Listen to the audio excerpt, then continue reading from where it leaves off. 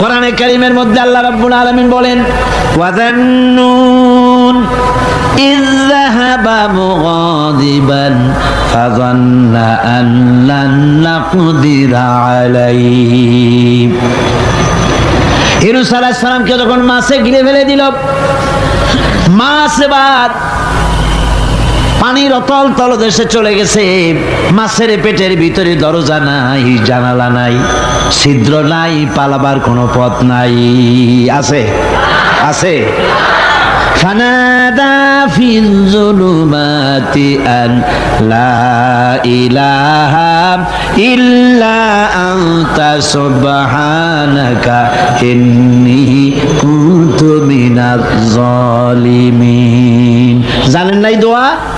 পড়েন সবাই, লা ইলাহা ইল্লা আনতা সুবহানাকা ইন্নী কুনতু মিনাজ জালিমিন।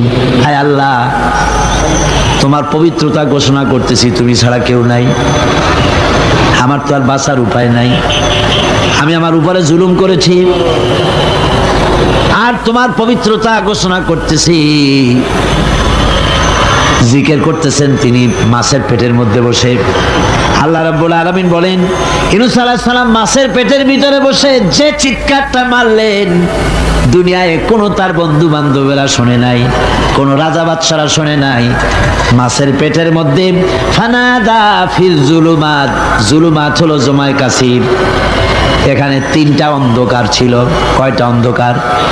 একটা হলো মাছের পেটের অন্ধকার, একটা হলো রাতের অন্ধকার, আরেকটা হলো পানির অন্ধকার।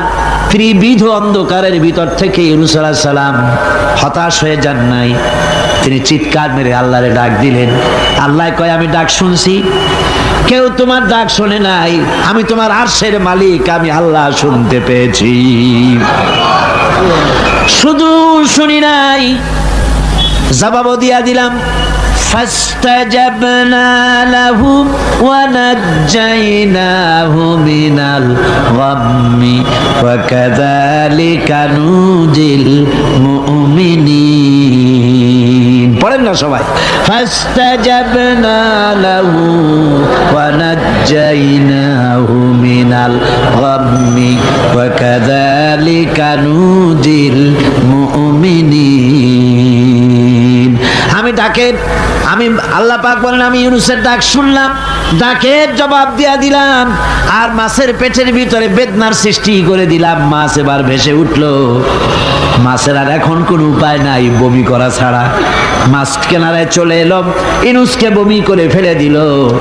আল্লাহ কয় শোনো দুনিয়ার মানুষেরা, শুধু ইউনূস আলাইহিস সালামকে নয়, ওয়া কাযালিকা, এইভাবে করে আমার মুমিন বান্দারা যদি বিপদে পড়ে আর আমারে ডাকে, আমি রব্বুল আলামিন এইরকম বিপদ দিয়া বাঁচাইয়া দেব।